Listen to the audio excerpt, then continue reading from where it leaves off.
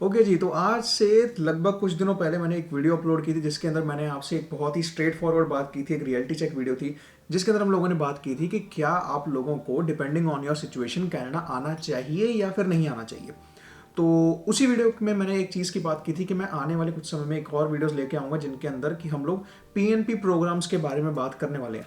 तो ये उस सीरीज़ का पहला एपिसोड है और starting with the province of Manitoba, क्योंकि मैं इस वक्त मैनिटोबा में हूँ। तो शुभ शुरुआत करते हैं मैनिटोबा प्रोविंस की पीएनपी के साथ और देखते हैं कि कौन कौन सी स्ट्रीम्स हैं हमारे लिए। और यहाँ सामने मेरा लैपटॉप रेडी है जो कि आप लोगों को नहीं दिख रहा है, बट यहाँ अब आपको दिखेगी मेरी लैपटॉप की स्क्रीन। और हम चलते हैं सीधा ही सीधा इमिग्रेशन मैनिटोबा की वेबसाइट पे और उनकी जो वेबसाइट है उसको डिटेल में स्टडी कर लेते हैं। कैसे आपको उनकी पूरी वेबसाइट पर नेविगेट करना है, कौन कौन सी चीज़ें आपको उनकी वेबसाइट पर मिल जाएंगी ताकि आप अपने लिए एक्यूरेट इन्फॉर्मेशन निकाल पाएँ। और शुरू करने से पहले यार एक बहुत ही ज़रूरी चीज़ मैं आप लोगों को बता दूं कि मैं कोई रजिस्टर्ड आरसीआईसी कंसल्टेंट नहीं हूं। ये मेरी अपनी खुद की रिसर्च है जो कि मैं कर रहा हूं और आप लोगों के साथ ऑन कैमरा शेयर कर रहा हूं। तो ये वीडियो को आप एक तरह की गाइडेंस ले सकते हो जो कि जैसा मैंने बताया मेरी अपनी रिसर्च है। तो शुरू करते हैं, but before starting take professional guidance before you are making any decision for your PR, changing provinces, changing your jobs और targeting any specific PR stream or PNP stream. Consult any immigration lawyer that is RCIC registered. Okay जी, so चलते हैं हमारी computer screen के ऊपर और सबसे पहले सर्च कर लेते हैं मैनिटोबा PNP। मैंने ऑलरेडी यहाँ पर सर्च किया हुआ है। तो मैनिटोबा PNP आप जैसे ही सर्च करोगे तो आपको फर्स्ट वेबसाइट जो मिलेगी मैनिटोबा इमिग्रेशन, यानी कि immigrationmanitoba.com/immigrate, मतलब ये जो फर्स्ट वेबसाइट आपके ऊपर आएगी। तो इसके ऊपर जैसे आपको सिंपली से क्लिक करना है और कुछ इस तरह का पेज जो है वो आपके सामने ओपन हो जाएगा। तो बड़ी बेसिक सी वेबसाइट है। एक एक करके प्लेटफॉर्म्स के ऊपर चलते हैं और देखते हैं कि कौन सी जो पेज है उसके अंदर आपको क्या इन्फॉर्मेशन देखने को मिलती है।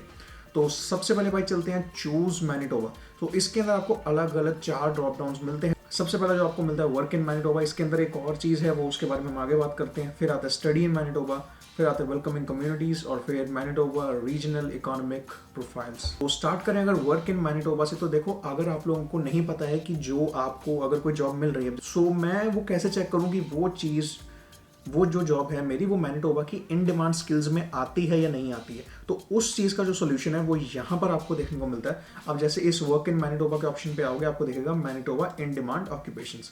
तो यहाँ से हम इसको न्यू प्रोफाइल में ओपन करते हैं और कुछ इस तरह का आपके सामने पेज ओपन हो जाएगा, मैनिटोबा इन डिमांड ऑक्यूपेशंस। और इसके नीचे पूरी लिस्ट है। ये फ्रैंकोफोन का मतलब होता है, जो फ्रेंच का जो स्ट्रीम है ना, ये इसका मतलब वो होता है। तो इसके अंदर देखो मेजर आपको यहाँ पर दिखेंगी 9, बेसिक 10 है, रूरल इन डिमांड भी है। तो मोटी मोटी 10 आपको स्ट्रीम्स जो हैं या फिर इन डिमांड ऑक्यूपेशंस की लिस्ट आपको इसके अंदर मिल जाएगी।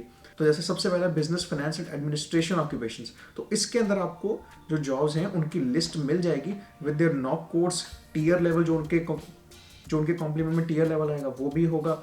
जॉब का टाइटल आपको मिलेगा, मिनिमम CLV स्कोर, फिर 2016 नॉक इक्विवेलेंट क्या है वो भी आपको मिलेगा, और स्किल लेवल मतलब किस लेवल की स्किल पे ये जॉब आपकी मैच करती है।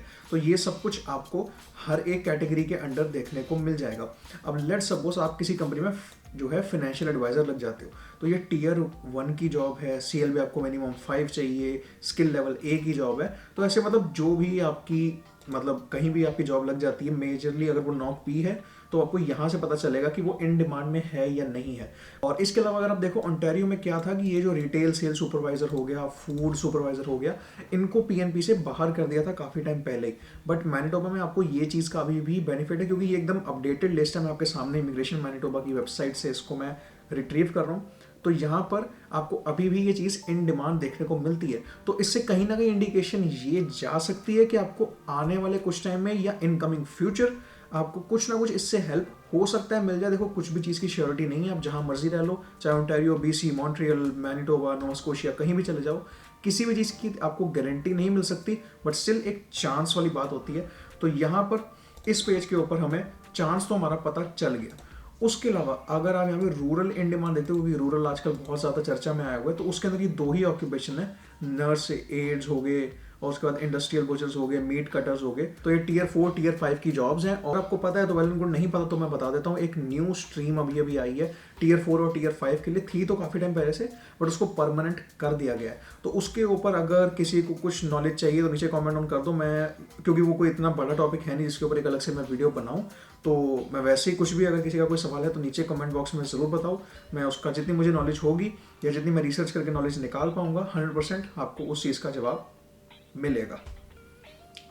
चलते हैं भाई वापस, और उसके बाद देखते हैं चूज मैनिटोबा में अगला आता है स्टडी मैनिटोबा। तो यहाँ पर आपको मिल जाते हैं अलग अलग इंस्टीट्यूशन, जैसे कि DLI इंस्टीट्यूट्स हम लोग बोलते हैं। तो यहाँ पर आपको मालूम पड़ जाएगा मैनिटोबा इंस्टीट्यूशंस कौन कौन से हैं। उसके बाद है इमिग्रेटिंग आफ्टर ग्रेजुएशन। तो इसका मतलब ये है कि अगर आप मैनिटोबा से ही ग्रेजुएशन करके, यानी कि यहाँ किसी कॉलेज से, रेड रिवर कॉलेज है कि यहाँ पे Manitoba institute of trade and technology है, फिर आपका यूनिवर्सिटी ऑफ मैनिटोबा है, तो ऐसे किसी जो यहाँ का इंस्टीट्यूट है वहाँ से अगर स्टडी करके आप ग्रेजुएट होते हो तो यहाँ पर आपकी PR में और ज़्यादा हेल्प होने वाली है। वापस चलते हैं, तो ये 2 पेजेस मैं यहाँ से हटा देता हूँ फिलहाल के लिए, और चूज मैनिटोबा में आपको आगे 2 ऑप्शन मिल जाते हैं। तो मैं एक एक ऑप्शन अभी यहाँ पे नहीं खोलूंगा, नहीं तो वीडियो बहुत ज़्यादा लंबी होगी। उसके बाद हम यहाँ पे चलते हैं इमिग्रेट टू मैनिटोबा।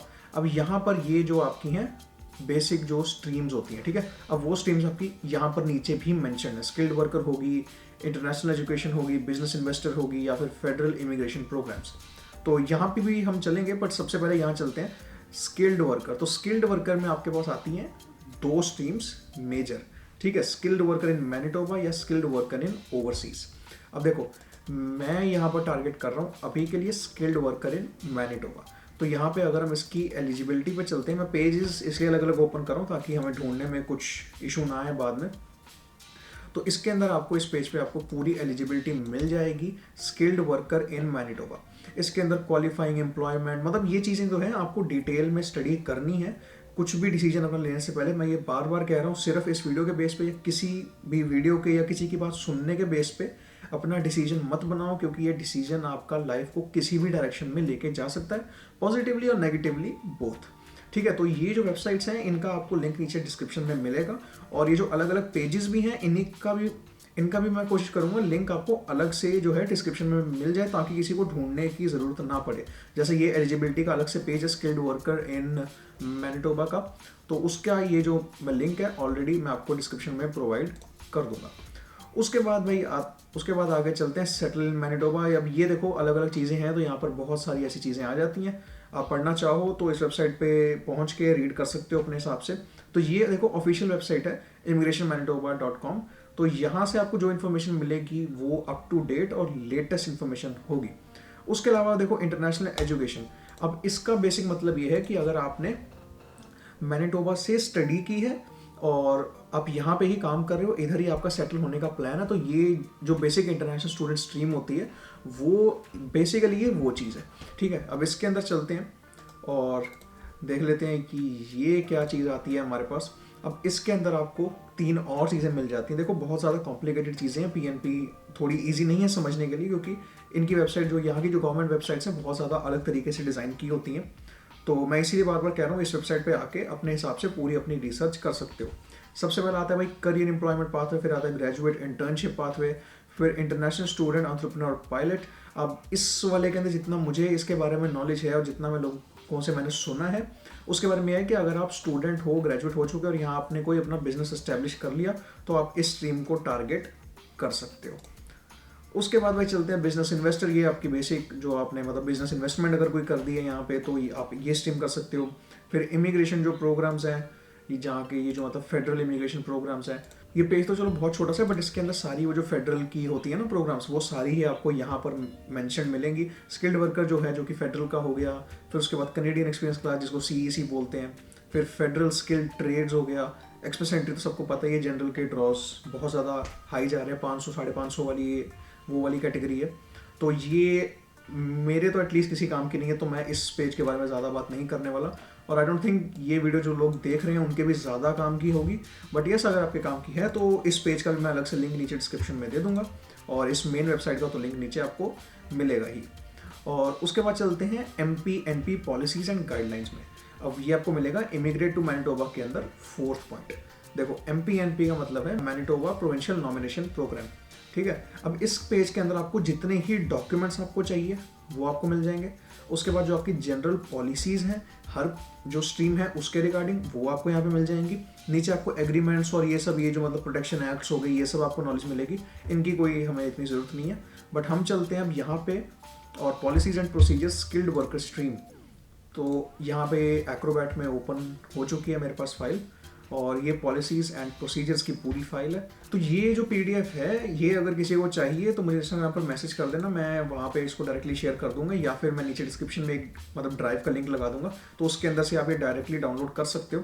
अब इसके अंदर जो बेसिक है वो ये है कि आपकी स्किल ट्रेड इन मैनिटोबा और स्किल ट्रेड ओवरसीज, इन दोनों की ही जो एलिजिबिलिटीज़ हैं, क्राइटेरियाज हैं, असेसमेंट्स हैं, डॉक्यूमेंट्स क्या क्या चाहिए, सब कुछ ही आपको 13 पेज की एक ये पॉलिसी गाइडलाइन है। फिर चलते हैं स्किल्ड वर्कर के अंदर, स्किल्ड वर्कर इन मैनिटोबा और एलिजिबिलिटी, और यहाँ पे अब थोड़ा सा डिटेल में देखते हैं। ओके जी, आगे चलें तो यार यहाँ पर आप देख लेते हैं ये जो स्किल्ड वर्कर प्रोग्राम है, इसके अंदर आपके पॉइंट्स कितने तक बन सकते हैं और मतलब कितना मैक्सिमम पूल रहता है। तो यहाँ पर मैंने अलग ही सर्च कर लिया है MPNP पॉइंट्स ग्रिड।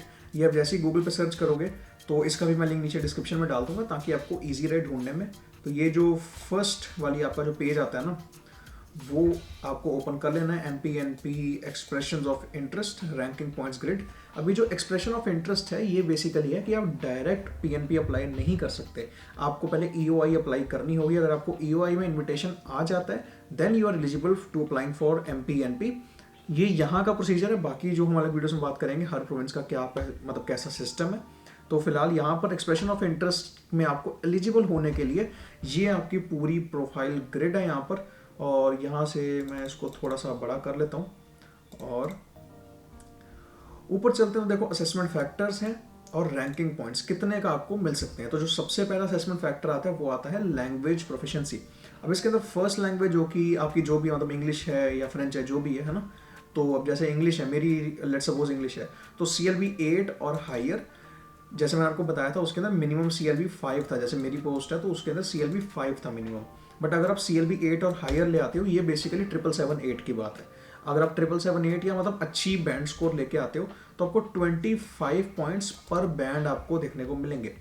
ठीक है, उसके बाद तो जो मैक्सिमम पॉइंट्स आपको मिल सकते हैं फैक्टर 1 के बेस पे वो है 125, including this second official language. जैसे मेरे केस में वो फ्रेंच है, तो यहाँ पर अगर मैं फ्रैंकोफोन का मतलब जो टेस्ट है वो दे देता हूँ और मैं उस कैटेगरी में लाइक करता हूँ, तो मुझे यहाँ पे मैक्सिमम 125 पॉइंट्स जो है मुझे मिल सकते हैं। और उसके बाद फैक्टर आता है आपका एज। सो सबसे ज़्यादा जो पॉइंट्स है वो है 21 to 45, तो उसके पॉइंट्स जो आपको मिलेंगे 75 पॉइंट्स आपको मिलेंगे अगर आप इस एज कैटेगरी के बीच में लाइक करते हो। तो मोस्टली लोग इसी एज कैटेगरी के बीच में लाइक करेंगे। मैं अभी की अपनी सिचुएशन बताऊं तो मुझे अभी 40 पॉइंट मिलने चाहिए, क्योंकि मैं अभी 20 का हूँ, बट मैं अभी अप्लाई नहीं करने वाला हूँ। तो जब मैं अप्लाई करूँगा मैं तब 21 या 22 के अराउंड ही होगा, तो लगभग आज से 1 से 2 साल बाद ही मैं अप्लाई करने वाला हूँ। सो अगर 1 साल बाद भी करता हूँ मैं स्टिल इस कैटेगरी के अंडर आ जाऊँगा 21 to 45 के अंदर। तो इसके जो आपको मैक्सिमम पॉइंट्स मिल सकते हैं जैसा मैंने आपको बताया 75। आगे चलते हैं जी, थर्ड फैक्टर आता है आपका वर्क एक्सपीरियंस। तो अब जैसे मान लो मैं 1 साल इस पोजीशन पे काम कर लेता हूँ तो मुझे पॉइंट्स मिलेंगे 40। ठीक है, मैक्सिमम जो पॉइंट्स मिल सकते हैं वो आपको मिल सकते हैं 175। ठीक, उसके अंदर है fully recognised by provincial licensing body. अगर आपका ऐसा कोई काम है तो उसके आपको 100 पॉइंट्स मिल सकते हैं। ओके, और उसके बाद भाई अगला आता है आपका फोर्थ फैक्टर एजुकेशन। तो इसके अंदर हम लोग जाते हैं 1 post secondary programme of 2 years। ये जो आपको पॉइंट दिख रहा है मैं इसको हाईलाइट भी करता हूँ, ये 4th नंबर का पॉइंट है। तो ये अब जैसे मैंने पोस्ट सेकेंडरी मैंने मतलब डिप्लोमा किया हुआ जो कि 2 साल का था, तो हम इस पार्ट को हम यहाँ पे सिलेक्ट कर सकते हैं और इसके 100 पॉइंट्स मुझे मिलेंगे। इस स्ट्रीम के अंदर इस पॉइंट्स ग्रिड के अकॉर्डिंग आपको इस फैक्टर के मैक्सिमम 125 पॉइंट्स मिल सकते हैं अगर आप मास्टर्स डिग्री या फिर PhD आपने की हुई है। और बट मुझे यहाँ पर 100 ही मिलेंगे, या फिर जो मोस्टली लोग डिप्लोमा लेके आते हैं उनको इतने ही पॉइंट्स मिलेंगे। बाकी अगर किसी ने 2 या 3 साल का पोस्ट ग्रेड कुछ इस तरह का किया हुआ है तो 110 या 115 पॉइंट्स रिस्पेक्टिवली उतने मिल सकते हैं। आगे चले तो भाई फैक्टर 5 आता है आपका अडेप्टेबिलिटी, कि आपका मैनिटोबा के साथ में क्या कनेक्शन है बेसिकली। ठीक है, अगर देखो अब यहाँ पे अगर ध्यान से देखोगे, मैं यहाँ पे इसको थोड़ा सा जूम करता हूँ, तो यहाँ पे अगर आप देखो ध्यान से तो जो फर्स्ट पॉइंट आता है वो आता है क्लोज रिलेटिव वो आता है क्लोज रिलेटिव इन मैनिटोबा, जिसके आपको 200 पॉइंट्स मिल जाते हैं। अब इनकी अलग डेफिनेशन है, आप यहाँ पे अपने यारों दोस्तों को नहीं डाल सकते। क्लोज रिलेटिव का मतलब क्लोज रिलेटिव ही होता है। तो जो लोग थोड़ा सा तेज बनने की कोशिश करते हैं तो वो इस चीज़ से थोड़ा सा दूर रहें। यहाँ पर जो क्लोज रिलेटिव का मतलब क्लोज रिलेटिव ही है। उसके बाद आता है भाई प्रीवियस वर्क एक्सपीरियंस इन मैनिटोबा 6 मंथ्स और मोर, 100 पॉइंट्स। फिर पोस्ट सेकेंडरी आपने एजुकेशन की हुई है मैनिटोबा के अंदर तो 100 पॉइंट्स। फिर क्लोज फ्रेंड या फिर डिस्टिंक्ट रिलेटिव है उसके 50 पॉइंट। क्लोज फ्रेंड का मतलब यहाँ पे इसकी अलग डेफिनेशन है, वो इसका एक और पेज है, मैं उसका लिंक नीचे डिस्क्रिप्शन में डाल दूंगा, वहाँ से जाके आप पढ़ सकते हो कि क्लोज फ्रेंड की डेफिनेशन क्या है। क्योंकि जो क्लोज फ्रेंड होगा उसको एज एन आप जैसे बोल सकते हो कि वो पीआर होना चाहिए, उसके पास अपना कुछ certain amount of funds show करने के लिए होने चाहिए, और उसके बाद आपको और उसको अपना कनेक्शन जो है वो शो मतलब 100% करना पड़ेगा कि आप क्लोज फ्रेंड किस तरीके से हो। ठीक है, तो उसके बाद अब आता है मैनिटोबा डिमांड, जो हमने इन डिमांड की चीज़ सबसे पहले पढ़ी थी आई थिंक। उसके बाद भाई आता है मैनिटोबा डिमांड। अब देखो इसका मतलब है जो हमने सबसे पहले जो शीट ओपन की थी जिसके अंदर हमने इन डिमांड जो स्किल्स हैं वो चेकआउट करी थी, तो उसके अंदर अगर आपकी जॉब जो है इन किसी कैटेगरी में, आपकी जॉब अगर उसमें से किसी कैटेगरी के अंडर आती है तो यहाँ पे ongoing employment in Manitoba for 6 months और more with long term job offer from the same employer, तो इसके आपको 500 पॉइंट्स मिलेंगे। ठीक है, उसके बाद रीजनल डेवलपमेंट, अगर आप विनिपेग से बाहर किसी जगह में रह रहे हो तो उसके 50 पॉइंट्स हैं। बट द फैक्टर इज, मैंने भी ये जब सबसे पहली बार चेक किया था तो मेरे से भी ये थोड़ा सा कन्फ्यूजन हुई थी, आपको ये 50 पॉइंट या और भी कोई पॉइंट एक्स्ट्रा नहीं मिलने वाले हैं। पॉइंट ये है कि अगर आपके जो मैक्सिमम पॉइंट्स है ना इस फैक्टर के, जो कि अडेप्टेबिलिटी है, उसके आपको 500 पॉइंट ही मिल सकते हैं मैक्सिमम, और जो 500 हैं वो आपके इन डिमांड के ही हैं। तो जिस बंदे का ये चीज़ फुलफिल नहीं होती, ये 500 वाला पॉइंट फुलफिल नहीं होता, इन डिमांड में जॉब नहीं आ रही है, तो उसके लिए ये सब बाकी चीज़ें होती हैं। किसी का मतलब क्लोज रिलेटिव हो या फिर कोई मतलब स्टडी की हो, जो भी है, तो ये वाले जो पॉइंट्स हैं ये उस केस में आते हैं। आपको ये जो 500 हैं उसके ऊपर से ये पॉइंट्स नहीं मिलने वाले। ठीक है, उसके बाद आगे चलते हैं रिस्क असेसमेंट। अब इसके अंदर जो है आपकी नेगेटिव मार्किंग स्टार्ट होती है, और जैसे हमारे एग्जाम में नेगेटिव मार्किंग होती है ना गलत आंसर पे, सेम यहाँ पे भी आपकी जो चीज़ आपके ऊपर सूट नहीं करती उसकी नेगेटिव मार्किंग आपके साथ में होगी। देखो सबसे पहले close friend in other province and no close friend in Manitoba, कोई फर्क नहीं पड़ता, 0 पॉइंट्स। आगे चलते हैं work experience in other province, important, -100। तो 100 पॉइंट आपके जो है इस चीज़ के कटेंगे कि आपका दूसरे किसी प्रोविंस में वर्क एक्सपीरियंस है। अगले 100 पॉइंट भाई आपके कटेंगे उस चीज़ के कि आपकी स्टडी किसी दूसरे प्रोविंस की है। ठीक है, अब मैंने जैसे ओंटारियो में स्टडी की हुई है, 100 पॉइंट उसके कटे। मेरा वर्क एक्सपीरियंस जो प्रीवियस है वो वहाँ का है, उसके 100 पॉइंट कटे। तो मेजर जो है इसके अंदर मोस्टली 200 पॉइंट्स ही कर सकते हैं। बाकी ये छोटी मोटी चीज़ें, किसी और इमिग्रेशन की एप्लीकेशन आपकी किसी और प्रोविंस से आई है, कोई फ़र्क नहीं पड़ता उन चीज़ों से। तो मैक्सिमम जो पॉइंट्स आते हैं यहाँ पे वो आते हैं -200, और जो ओवरऑल पॉइंट्स की ग्रिड है वो आती है आपकी, और जो ओवरऑल पॉइंट्स की ग्रिड है वो आती है आपकी 1000 की। तो भाई ये एक मैंने छोटी सी तो नहीं, चलो 20-25 मिनट की वीडियो हो गई होगी, तो इसके अंदर मैंने यही समझाने की पूरी कोशिश की है। तो ये वीडियो आई होप आप लोगों को हेल्प करेगी। अगर आप मैनिटोबा की पीएनपी के बारे में जानना चाहते हो तो ये जो वीडियो है उम्मीद करता हूँ आपको हेल्प करेगी। और अगर कोई भी पार्ट नहीं समझ आया तो पीछे रिवाइंड करके देख सकते हो। कुछ सवाल हो, कुछ सुझाव हो, और नीचे कमेंट बॉक्स ओपन है, मेरा इंस्टाग्राम ऑलवेज ओपन, और 24/7 नीचे इंस्टाग्राम पर लिंक मिल जाएगा डिस्क्रिप्शन में, मुझे वहाँ पे आकर डायरेक्ट मैसेज कर सकते हो। मैं बहुत सारे जो आंसर्स हैं उनके रिप्लाई मैं वहाँ पर भी दे देता हूँ। और उसके अलावा यही थी वीडियो, उम्मीद करता हूँ पसंद आई होगी। पसंद आई तो लाइक शेयर सब्सक्राइब, अपनी रिसर्च खुद करो। मैं मिलता हूँ अगली वीडियो में। Till then keep learning, keep hustling and subscribe for this amazing content. Bye bye.